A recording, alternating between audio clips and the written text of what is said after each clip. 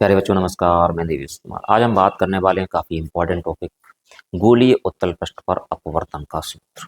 काफ़ी इंपॉर्टेंट है, एग्जाम में 5 नंबर का आ ही जाता है, इसलिए आप वीडियो में अंत तक बने रहिएगा। काफ़ी सरल तरीके से सिखाया जाएगा। चलिए देखते हैं।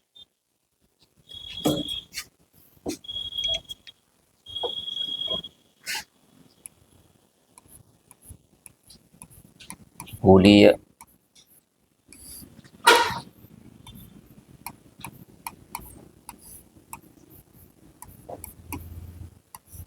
उत्तल पृष्ठ पर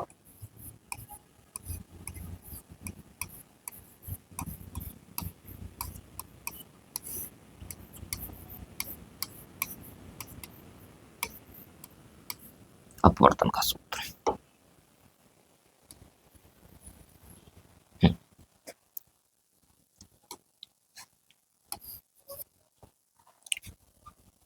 पहले इसमें बनाते हैं गोलीय उत्तल पृष्ठ। ये रहा हमारे पास एक गोलीय उत्तल पृष्ठ। गोलीय उत्तल पृष्ठ है तो इस तरफ अगर देखा जाए तो गोला किस तरफ पूरा होगा, इस तरफ होगा। इसका वक्रता केंद्र किस तरफ होगा, इस तरफ होगा। ध्रुव कहाँ होगा, इसका मध्य बिंदु होगा। और ये रेखा जो ध्रुव से होकर जाती है और वक्रता केंद्र को मिलाती है, वो क्या कहलाती है? मुख्य अक्ष कहलाती है। तो सबसे पहले खींचते हैं मुख्य अक्ष।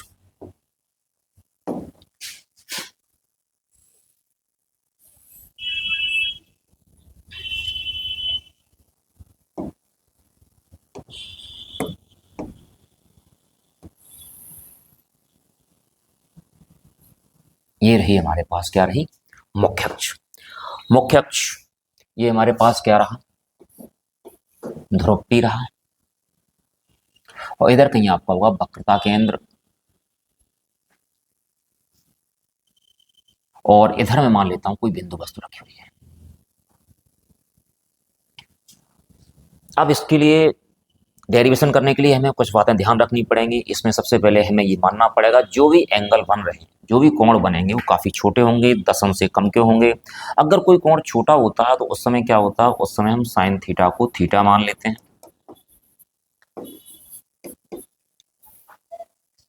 और टेन थीटा को भी थीटा मान लिया जाता है। अगर ये कोण 10 अंश से कम के हैं, वो भी एंगल किस में होने चाहिए? रेडियन में मापा जाए तो साइन थीटा थीटा के बराबर होता है, टेन थीटा थीटा के बराबर होता है।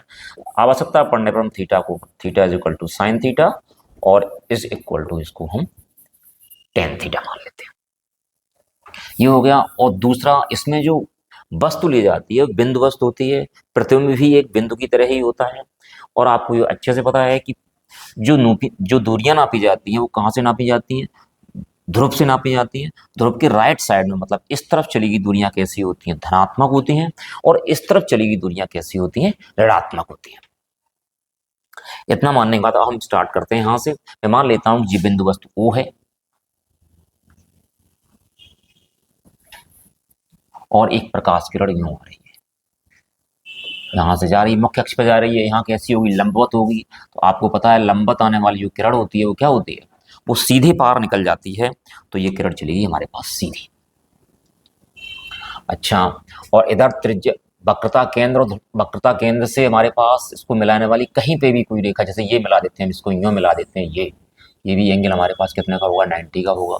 ये भी एंगल कितने का होगा? हमारे पास 90 का होगा। तो इसी प्रकार ये एंगल कितने का हो जाएगा हमारे पास? ये 90 का होगा। ये कितने का होगा? 90 का। इधर वाला कितने का होगा? 90 का। इसलिए मुख्य अक्ष पे जो किरण जा रही है वो उसी दिशा में आगे बढ़ जाएगी, आगे बढ़ गई। तो एक तो किरण हमारी इस तरफ चली गई। अब दूसरी किरण देखते हैं, इससे आपतित कराते हैं हम।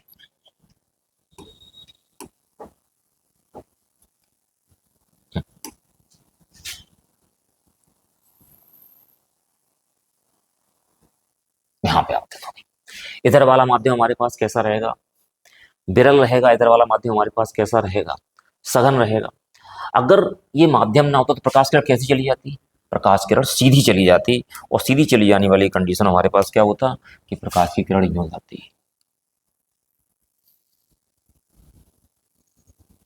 यूं निकल जाती। लेकिन क्या है, ये हमारे पास माध्यम कैसा है? ये माध्यम हमारे पास इधर सघन है। तो पहले हम एक अवलंब खींच लेते हैं। नहीं, ये अवलंब खींच दिया यहां से, अवलंब खींच दिया। अब ये प्रकाश की किरण क्या होगी, किस तरफ झुक जाएगी, अवलंब की तरफ झुक जाएगी। तो मैंने मान लिया ये प्रकाश की किरण यहां से यहाँ पे, यहाँ पे आ गई।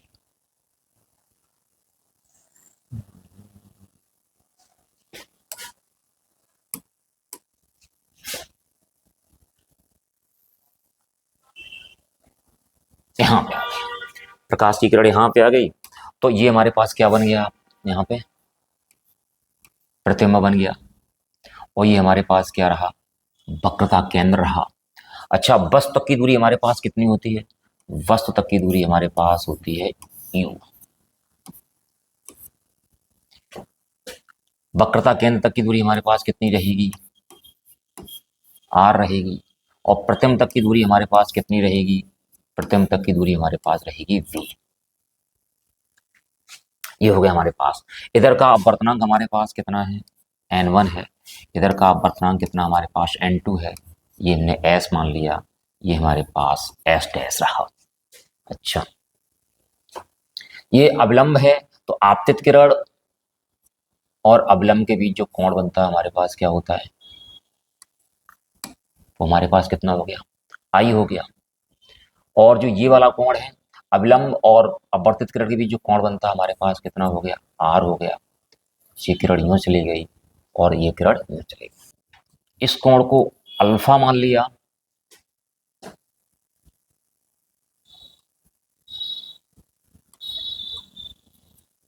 इस कोण को हमने क्या मान लिया, बीटा मान लिया।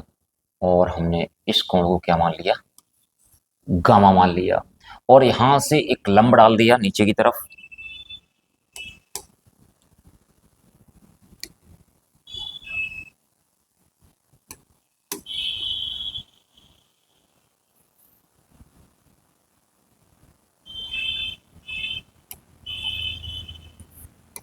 ये पॉइंट एम रहा और ये पॉइंट हमारे पास ए रहा। तो इसमें क्लियर हो गया हमारे पास बिंदु वस्तु कौन सी है, ओ। प्रतिबिंब इसका हमारे पास कौन सा, आई। और हमारे पास ये पॉइंट हमारे पास कौन सा, ए। जे हमारे पास ध्रुव कौन सा हमारे पास है, पी है। और ये अवलंब हमारे पास क्या, हमारे पास ए एम है। ये एंगल हमारे पास बीटा है, एंगल हमारे पास गामा, ये एंगल हमारे पास कितना है, अल्फा है। तो ये हमारे पास कौन सा आपतन कोण है, ये हमारे पास कौन सा अपवर्तन कोण है। चलो अब लिखते हैं। और हमारे पास उत्तल पृष्ठ हमारे पास कौन सा, एस पी एस डैश माना।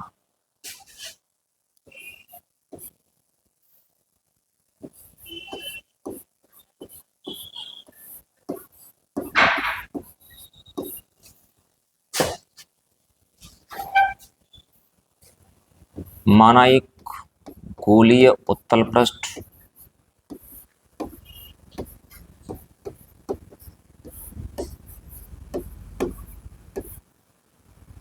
जो कि गोलीय उत्तल पृष्ठ कौन सा हमारे पास है, एस पी एस डैश, जो कि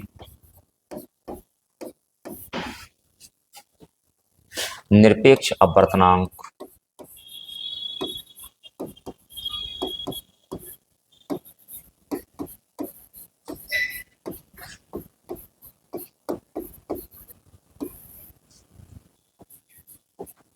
N1 के विरल माध्यम को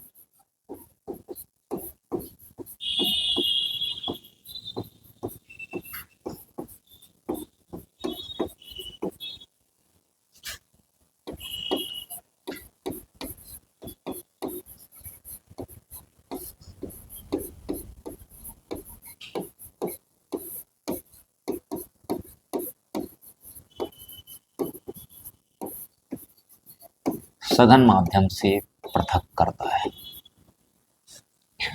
इसमें आपको एक चीज और है कि इस तरफ से नापी की दूरियां कैसी रहेंगी, निगेटिव रहेंगी। और इस तरफ नापी की दूरियां हमारे पास कैसी रहेंगी, पॉजिटिव रहेंगी। तो देखते हैं इसमें सबसे पहले हमारे पास कितना रहेगा, ओपी कितना रहेगा, ओपी रहेगा माइनस का यू। ओपी कितना रहेगा, माइनस का यू रहेगा। पीसी कितना रहेगा, क्योंकि यू किस तरफ है, इस तरफ है। और पीसी कितना रहेगा, हम ध्रुव के उस तरफ से आ रहे हैं, कितना रहेगा हमारे पास, आर रहेगा। और हमारे पास पी आई कितना रहेगा, पी आई हमारे पास रहेगा वी। अब सबसे पहले क्या करते हैं, स्नेल के नियम से।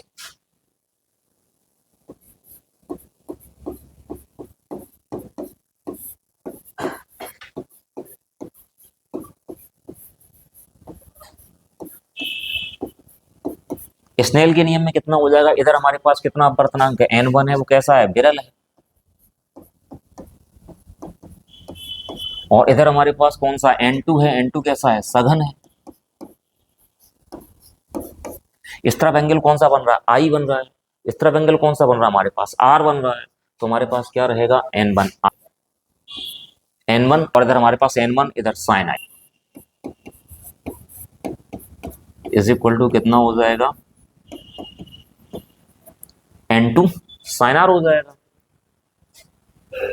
क्योंकि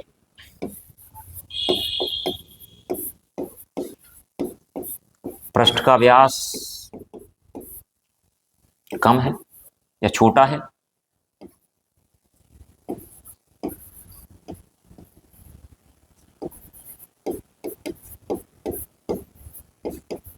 अतः आई था आर छोटे होंगे।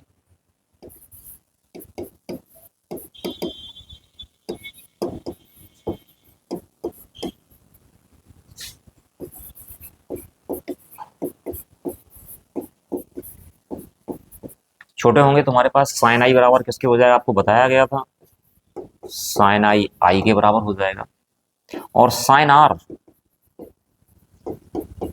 आर के बराबर हो जाएगा। तो हमारे पास यहाँ कितना बचता है, ये हमारे पास हो जाएगा n1 I is equal to n2 R. हमने इसको इक्वेशन नंबर दे दिया फर्स्ट। अब समस्या हमारे पास आती है आई और आर के मान की। अब आप समझिएगा, आपने पढ़ा होगा एक बहस कोण प्रमेय। बहस कोण प्रमेय में क्या होता है, किसी त्रिभुज का जो बहस कोण होता है वो सामने के दोनों अंतःकोणों के योग के बराबर होता है। जैसे आप ये फिगर समझिएगा, ये वाला,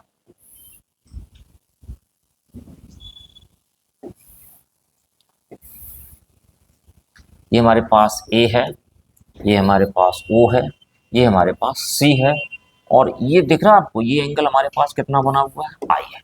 अच्छा, इधर हमारे पास एंगल कितना है, अल्फा है, इधर एंगल हमारे पास कितना, हमारे पास है गामा है। तो अगर इसमें बहेस कोण क्या है, बाहर की तरफ बना हुआ कोण कौन सा हमारे पास, आई है, तो आई किसके इक्वल हो जाएगा, आई इक्वल हो जाएगा I is equal to alpha plus gamma के। आई किसके इक्वल हो जाएगा, अल्फा प्लस गामा के, क्योंकि त्रिभुज का जो बहेस कोण होता है सामने के दोनों अंतःकोणों के योग के बराबर होता है। एक सामने का कोण ये रहा है और एक इधर वाला रहा। तो हमारे पास हम आते हैं त्रिभुज ए ओ सी में।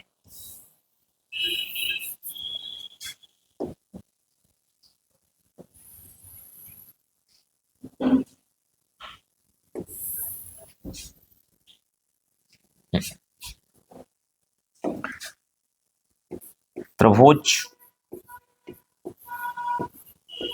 ए ओ सी में बहेस कोण प्रमेय से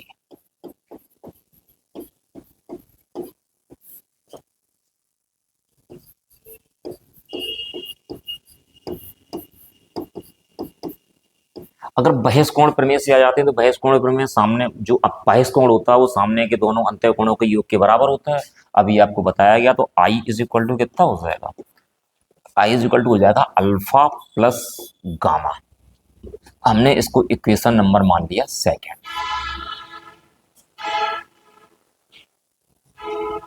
ठीक है, अब आप आ जाइए त्रिभुज ए आई सी में। त्रिभुज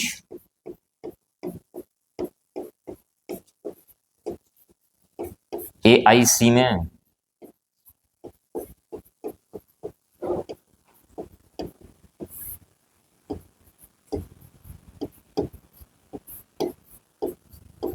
बहेस कोण प्रमेय से, इसमें बाहर वाला कोण हमारे पास कितना है, गामा। अंदर वाले कोण कौन कौन कौन से हमारे पास, एक तो आर है, एक हमारे पास कौन सा है, बीटा है। तो गामा इज इक्वल टू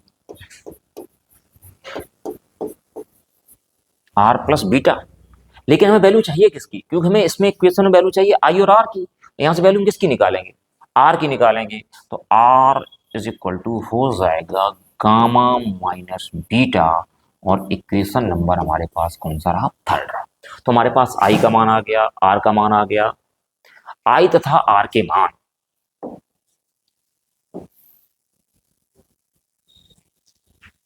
समीकरण 1 में रखने पर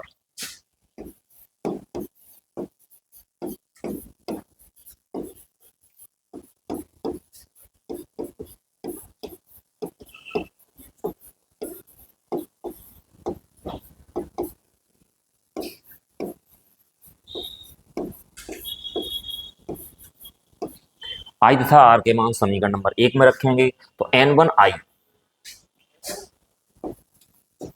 आई का मान हमारे पास कितना है, alpha plus gamma is equal to N2 R का मान कितना है, गामा माइनस बीटा।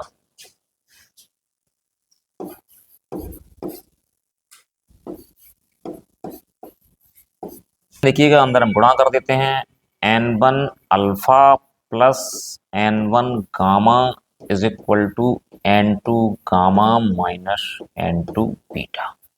इसमें अल्फा और बीटा वाले एक तरफ कर लेते हैं तो हमारे पास रहेगा N1 alpha plus N2 beta is equal to N2 gamma और माइनस का N1 गामा।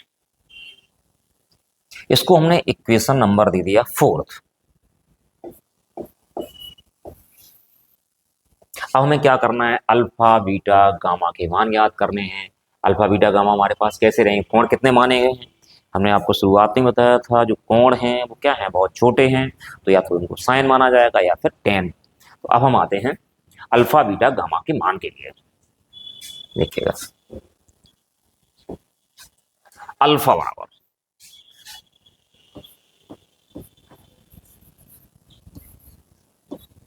अल्फा बराबर टेन अल्फा। अब देखिए टेन अल्फा कैसे निकलेगा आपका, यहां से टेन अल्फा लंब बटे आधार, लंब हमारे पास कितना है एम, आधार कितना है ओ एम, तो एम बटे कितना हो जाएगा हमारे पास ओ एम हो जाएगा,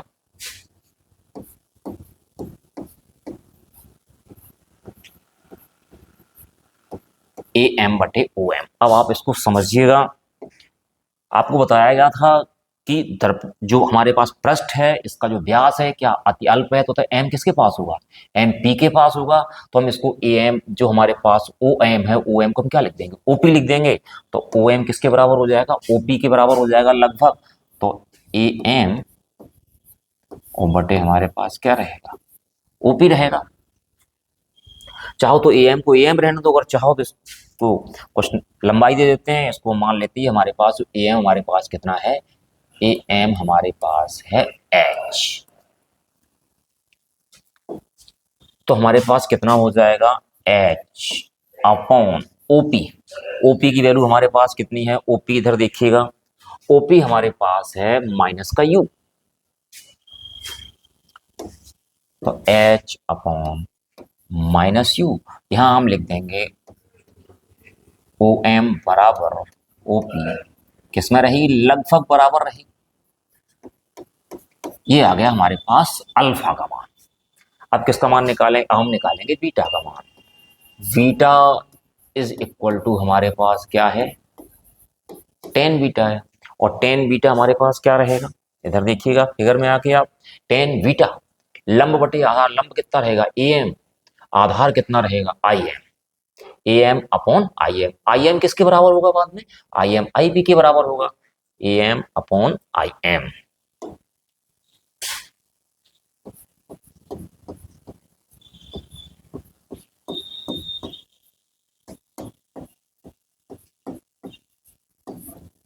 अच्छा आई एम किसके बराबर है, आई एम किसके बराबर है, आई पी के बराबर है, और आई पी किसके बराबर है, यहां से लेके यहां तक वी के बराबर है।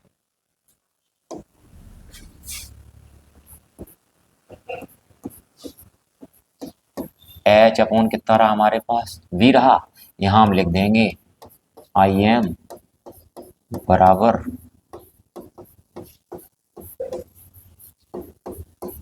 आई पी लगभग। अल्फा का मान आ गया, बीटा का मान आ गया, अब किसका मान निकाला जाएगा, अब वैल्यू निकाली जाएगी गामा की। गामा देखिएगा टेन गामा लंब बटे आधार A M upon C M, C M किसके बराबर हो जाएगा, सी एम लगभग सीपी के बराबर होगा, और सीपी कितना हमारे पास है आर है, तो लंब कितना रहा ए एम, आधार कितना रहा हमारे पास सी एम। गामा बराबर 10 गामा AM अपॉन CM, तो AM अपॉन कितना हो गया हमारे पास CP, और H अपॉन हमारे पास ये दूरी कितनी है, यहां से लेके यहां तक दूरी हमारे पास कितनी है R, इस तरफ चलेगी दूरियां कैसी होती है हमारे पास, पॉजिटिव होती हैं। तो हमारे पास यहाँ कितना कर दिया गया H अपॉन R, और यहाँ लिख देंगे CM बराबर CP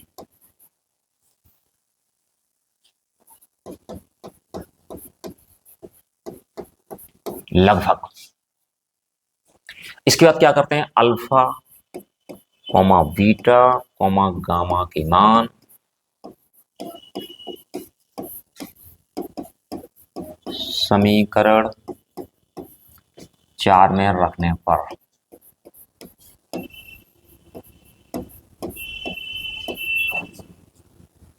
किस में रखेंगे, समीकरण 4 में रखेंगे। और समीकरण 4 हमारे पास क्या है, समीकरण 4 हमारे पास है N1 alpha plus N2 beta is equal to N2 gamma minus N1 gamma, N1 alpha plus N2 beta. तो N1 अल्फा, N1 अल्फा की वैल्यू प्लस N2 गामा, ओ N2 beta H upon V is equal to हमारे पास कितना है, N2 gamma minus N1 gamma, N2 gamma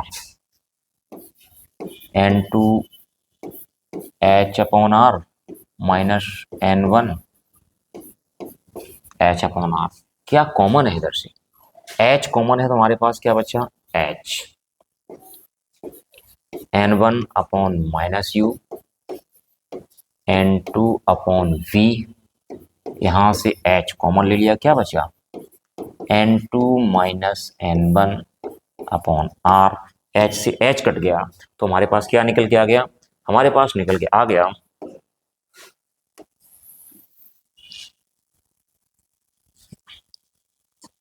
N2 upon V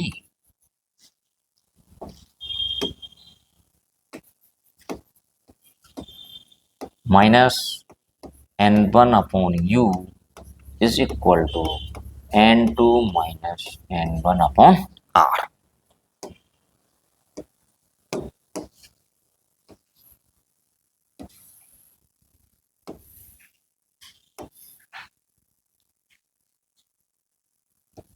दोनों पक्षों में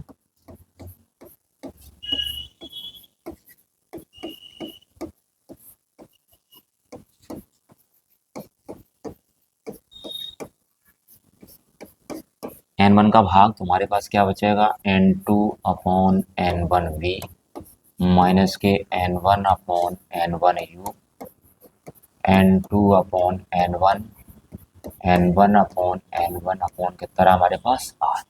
तो इधर देखो N1 से N1 चला गया, N1 से N1 चला गया, हमारे पास क्या बचा N2 अपॉन N1V माइनस का 1 upon U, N2 upon N1 minus 1 upon कितना रहा हमारे पास R रहा।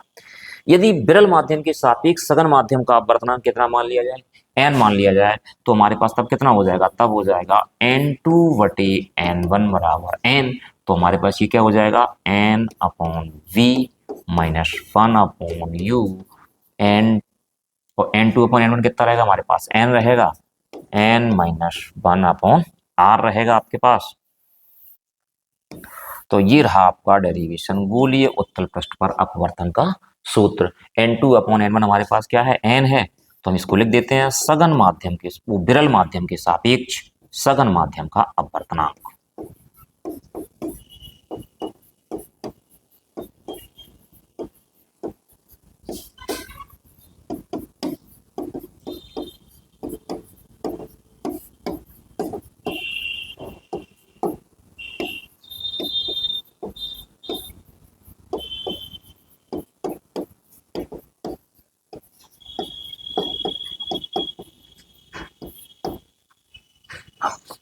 तो ये रहा आपके पास डेरिवेशन।